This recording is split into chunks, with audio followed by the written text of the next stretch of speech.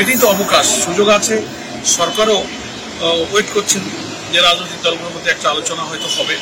এবং আপনারা তো শুনলেন আমাদের নায়েবে আমির ডক্টর তাহের সাহেব বলেছেন যে মির্জা ফখরুল ইসলাম আলমগীর সাহেব সকালে ফোনে কথা বলার চেষ্টা করেছেন, ফোনে পাওয়া যায়নি, উনি আরো চেষ্টা করবেন। মানে আমাদের এই 8টি দলের পক্ষ থেকে কর্ডিয়ালি আমরা চাচ্ছি যে সংকটটা সহজে নিরসন হোক। এবং আমরা জামাতের পক্ষ থেকে অলরেডি একটা লিয়াজো করার জন্য কমিটি করেছি এবং অন্য সব দলগুলোকে কমিটি করার জন্য আমরা অনুরোধ করেছি।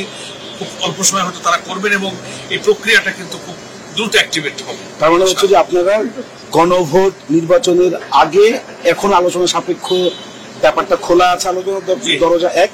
নাম্বার 2 হচ্ছে কি জুলাই সনদের উপরে ভিত্তি করে আপনার নির্বাচন চাচ্ছেন, সেটিও আলোচনার দরজা এখনো খোলা আছে কি না? আলোচনা হচ্ছে জুলাই সনদের আলোচনার কিছু নেই, এটা তো অলরেডি সাবমিটেড। এখন প্রশ্ন হচ্ছে যে এটা বাস্তবায়নের পন্থা সম্পর্কে যে আদেশটা জারি করা, দেন একটা গণভোট, দেন পার্লামেন্ট ইলেকশন, এই প্রক্রিয়াটা কেন বিলম্বিত হচ্ছে? এটার পেছনে কোনো হস্তক্ষেপ, কোনো রহস্য, কারোর কোনো পলিটিক্যাল ইন্টেনশন, এটা আমরা কামনা করি। জুলাই সনদের উপর ভিত্তি করে আপনার নির্বাচন চাচ্ছেন, সেইটার উপরে কি আলোচনার কোনো অবকাশ আছে? এটা অলরেডি ডিসাইডেড।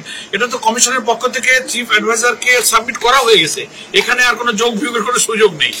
এবং ন্যাশনাল কনসেনসাস কমিশনের তো দায়িত্ব পালন শেষ করে চলে গেছে, ছিলেন সবাই, সব দলই ছিলেন। ধন্যবাদ। আপনাদের পরবর্তী কোনো কর্মসূচি থাকবে কিনা? আজকে তো আমরা একটা ধারণা দিয়েছি, আমাদের 6 তারিখে, 8 তারিখে একটা, 11 তারিখে আমাদের বড় সমাবেশের যৌথ উদ্যোগ আছে।